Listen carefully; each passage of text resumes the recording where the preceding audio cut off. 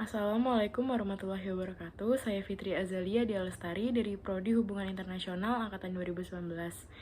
Dan pada kesempatan kali ini saya akan menjelaskan mengenai 2 poin, yaitu mengenai evolusi organisasi regional Asia Tenggara dan mengenai pembentukan ASEAN beserta faktor-faktor yang memotivasi pembentukannya. 2 organisasi yang akan saya bahas adalah Asosiasi Asia Tenggara dan Malvindo, atau Konfederasi Non-Politik Malaysia, Filipina, dan Indonesia.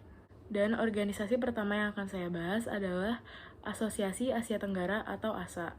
Awalnya, ASA pertama kali diusulkan oleh Tunku Abdul Rahman setelah Malaysia merdeka pada tahun 1957.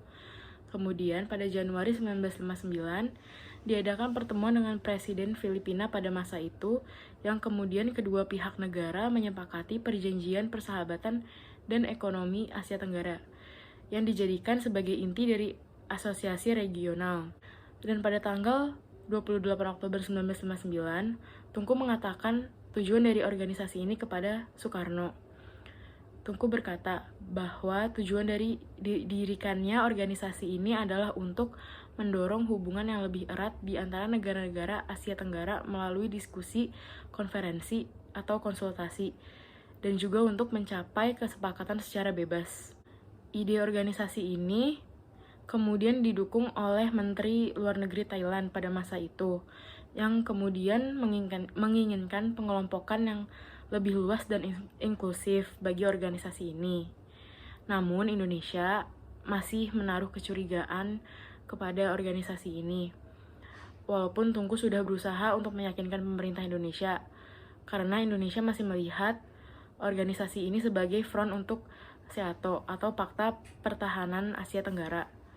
Namun setelah gagal dalam memberikan gagasan pengelompokan yang lebih luas, ASA tetap didirikan pada tahun 1960 hanya dengan 3 negara anggota, yaitu Thailand, Malaysia, dan Filipina.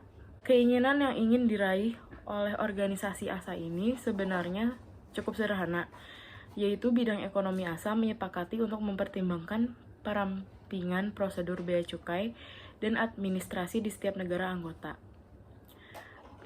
Kemudian bertukar informasi mengenai impor-ekspor produk industri dari setiap negara anggota, dan mempertimbangkan kemungkinan untuk menciptakan dan mengembangkan pasar ekspor interregional yang lebih luas lagi di negara anggota. Selain itu, ASA juga menginginkan kerjasama dalam bidang sosial budaya di antara negara-negara anggotanya.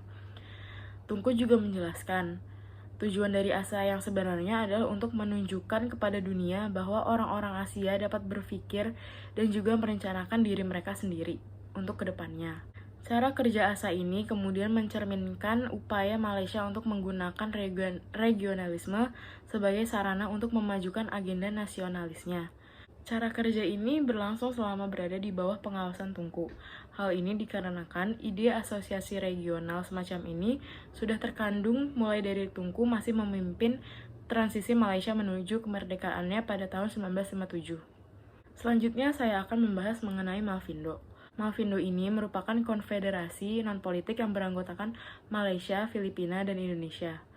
Dibentuknya organisasi ini dianggap sebagai salah satu upaya untuk menemukan regional solution to regional problems, karena dorongan dari terbentuknya organisasi ini datang akibat dari penolakan Inggris untuk mengadakan diskusi dengan Manila mengenai klaimnya atas Sabah. Adanya hal ini menyebabkan diadakannya konferensi tingkat tinggi di Manila pada tanggal 31 Juli 1963 antara Soekarno, Macapagal, dan Tunku Abdul Rahman.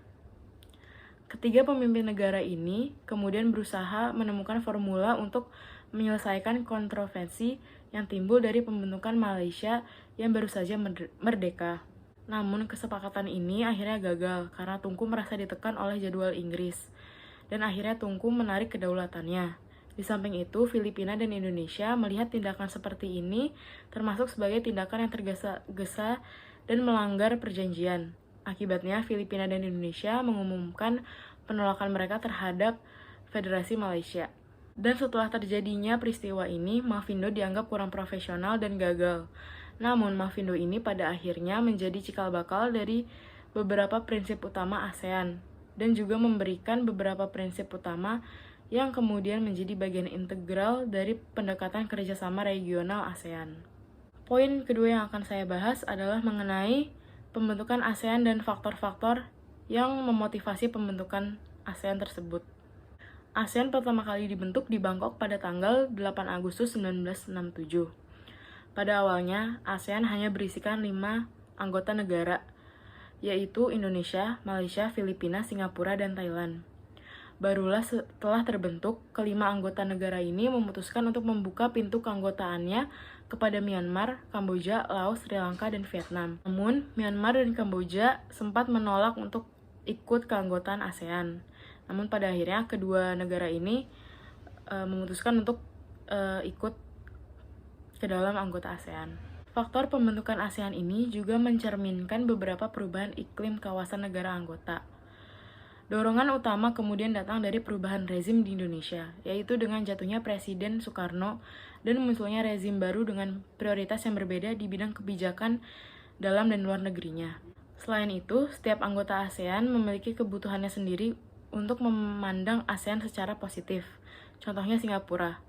Singapura dapat menggunakan partisipasinya di ASEAN untuk mendapatkan penerimaan sebagai bagian dari Asia Tenggara dan memainkan peran yang lebih besar, yaitu mampu mempengaruhi negara-negara lain yang berpikiran sama dalam isu-isu yang kemudian menjadi kepentingan bersama. Faktor utama lainnya adalah setiap negara yang berkontribusi pada pembentukan ASEAN memiliki pola persaingan kekuatan yang dapat berubah. Hal ini dikarenakan regionalisme Asia Tenggara masih mencerminkan perkembangan regionalisme di bagian dunia lainnya. Pembentukan ASEAN juga tidak mencerminkan tren global pada masa itu, tetapi juga disebabkan oleh kondisi Asia Tenggara. Selain itu, pembentukan ASEAN juga masih mencerminkan ancaman eksternal yang ada pada anggota-anggota negaranya.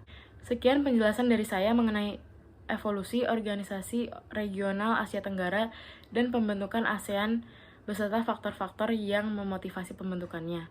Selebihnya saya ucapkan terima kasih dan mohon maaf apabila saya ada salah kata. Wassalamualaikum warahmatullahi wabarakatuh.